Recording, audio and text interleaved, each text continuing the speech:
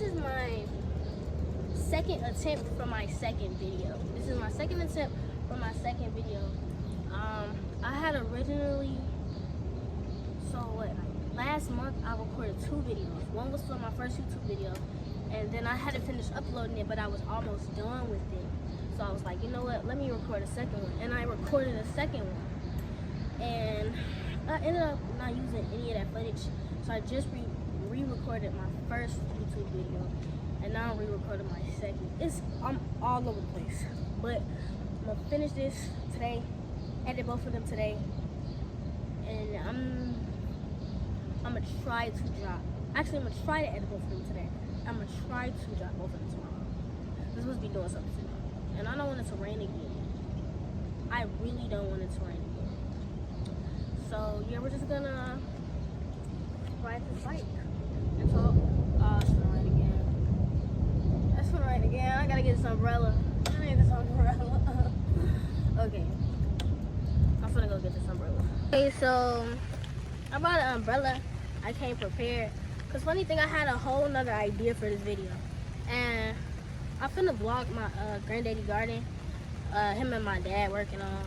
But I'm thinking I'm gonna do that towards the end of the video. I don't know if I wanna if I do videos where I'm doing like talks and vlogs, I don't know if I'm gonna do the talks in the beginning or in the end. I'm thinking of the ending, but for now, cause this is my first, cause it is a really short vlog. It's nothing. It's just showing a little garden and talking about growing your own fruits, your vegetables, and herbs. It's nothing serious.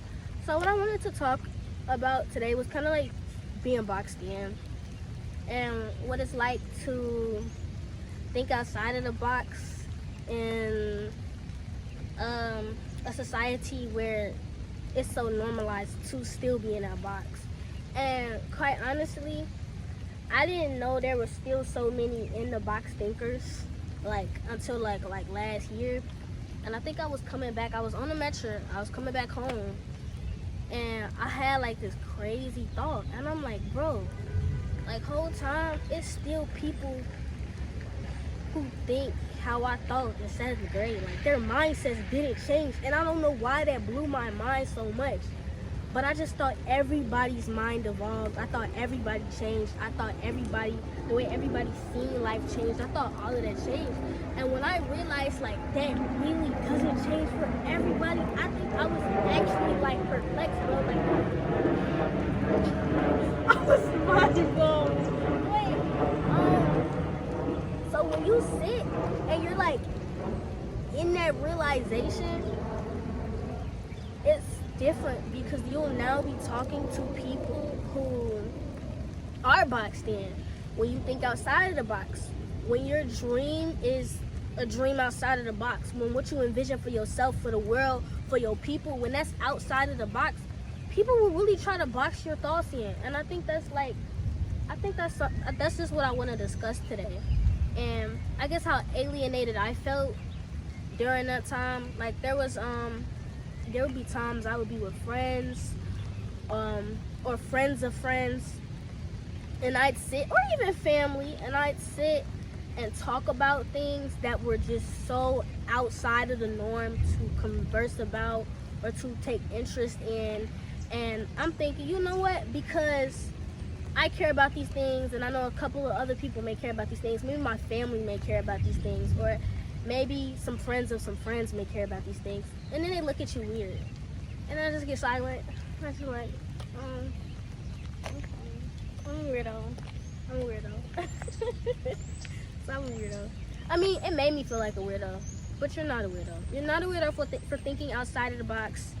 You're not a weirdo for having a perspective or from seeing life through a viewpoint that's just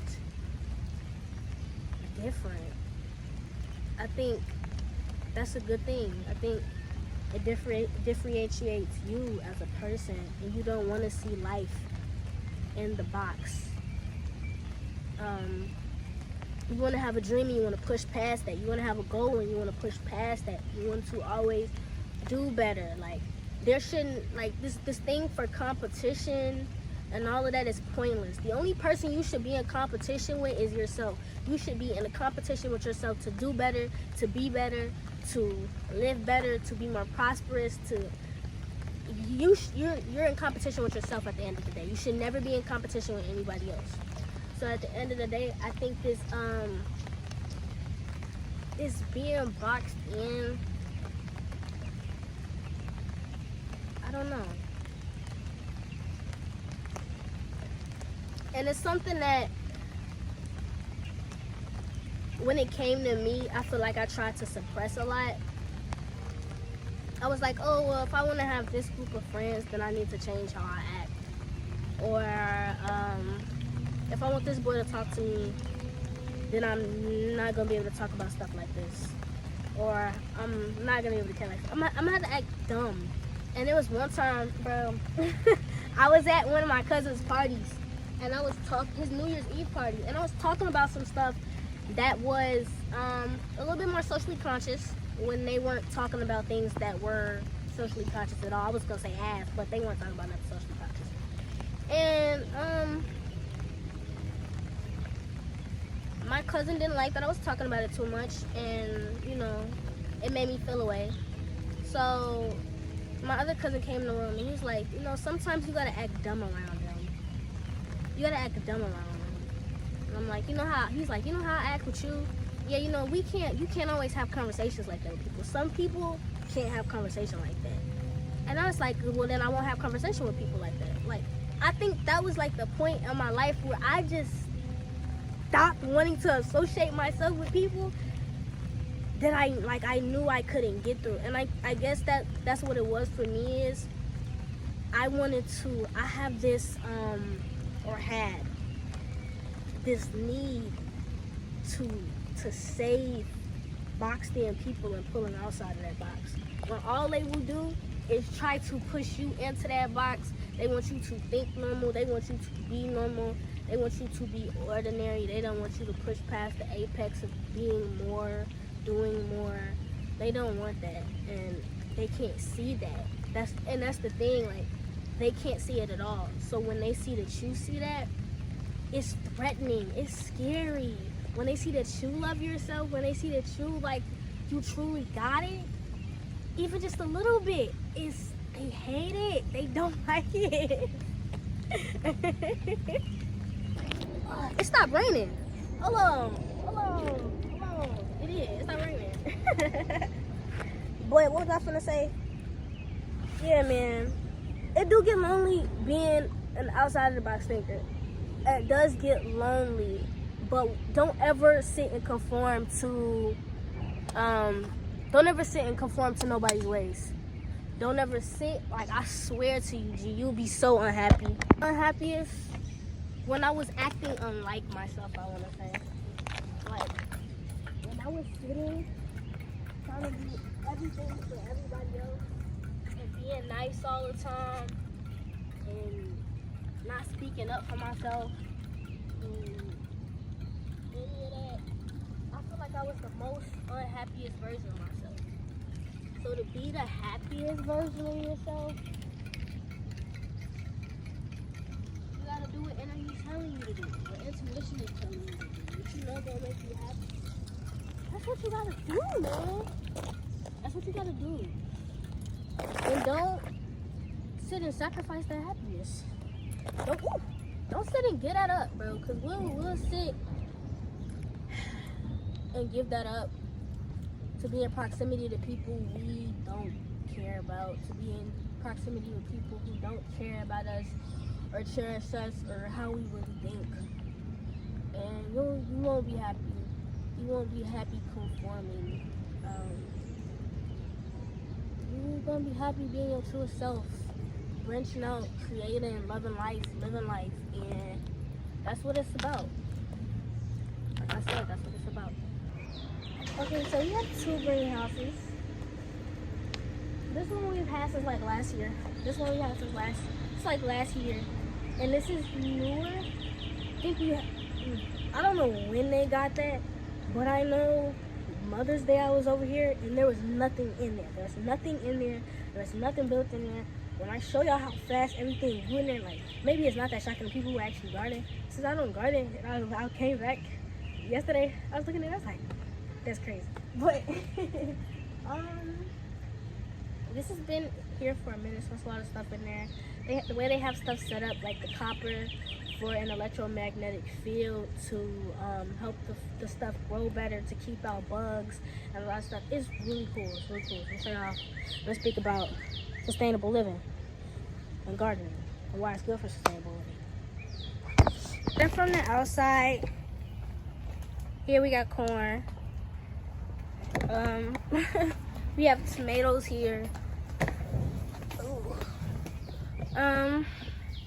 These are cucumbers and beets. We have watermelon here, and the dates are on them as well. And then, what are these? This is okra, I think. I want to say it's okra. Yeah, I think it's okra. That's okra. That's sweet peppers. I don't really know what that is. That's kale. That's cantaloupe. What? Eggplant, spinach. Under here we got some collards, and some spinach. So that's really what we have in here. Then we have the lights for them. My father set up a filtration system, a sprinkler system for them, and it goes off and stuff like that. And then this is the copper that's going around it, you know, and it's pretty nice. It's pretty nice. For the second one in the opening, we have strawberries. So like I said, they just planted all of these things starting Mother's Day and after. Like this stuff, this is all new. Again, we have sprinkling systems, lights, and then copper running all throughout for the electromagnetic field and to promote more growth. And that's what my pops was talking about. He was talking about that's why a lot of this stuff is growing so fast, because of the copper. So here we got some romaine lettuce. Romaine lettuce is right there, right there. I'm gonna zoom in on it. Got some broccoli. Nah, it's not broccoli, it's just broccoli. Got some broccoli. They don't know what they're gonna plant here yet. We have some Swiss chard back there. Let's hear. Some more collard greens. Purple kale. This is purple kale, guys. It's nice. These plants are so pretty. And some sage. We got some sage and some basil growing over here. And some yellow bell peppers. We got some big Bertha bell peppers. Got some orange bell peppers right there. Got some. Did I already say yellow? Yeah, I say yellow. We got some red bell peppers. Some zucchini. This is tarragon. That's what this is. So, yeah. And then, what's over here? What did he say this was? I'm not even gonna, I was over here the other day and my pops told me what this was. I'm not even gonna lie to you. I don't remember what he said it was. It's on my head. It's in my mind somewhere. But yeah. Yeah. So be on the lookout for this, guys. There will be a garden near you one of these days. Gonna be going around with flyers. But if you live in the area. And we will be providing people with sustainable living, people with stuff like this. You just come get at us. Not the camera moving. I wanted to shake. Yeah, you come get at us. Okay, so all in all, when I want to talk about the benefits of a sustainable garden, it goes on. It's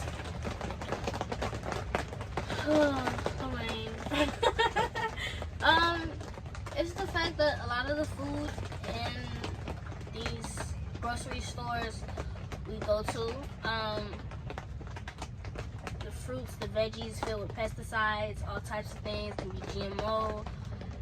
they're made in labs. A lot of it's not real. You're not getting a lot of real stuff, and then you're paying extremely too much money for some tomatoes, or some strawberries, or some watermelon. You gotta repeat, bro. Them watermelon like $22.